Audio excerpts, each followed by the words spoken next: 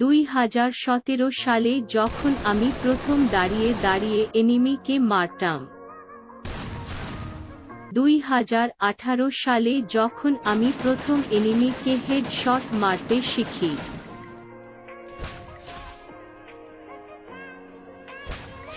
2019 সালে যখন আমি প্রথম এনিমিকে স্কোপ অন করে হেডশট মারতে পারি।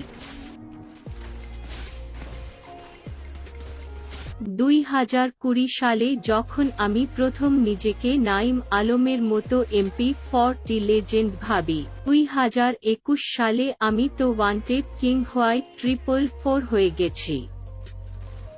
2022 সালে তো B2K ভিনসেনজো সবাই আমার কাছে বাচ্চা।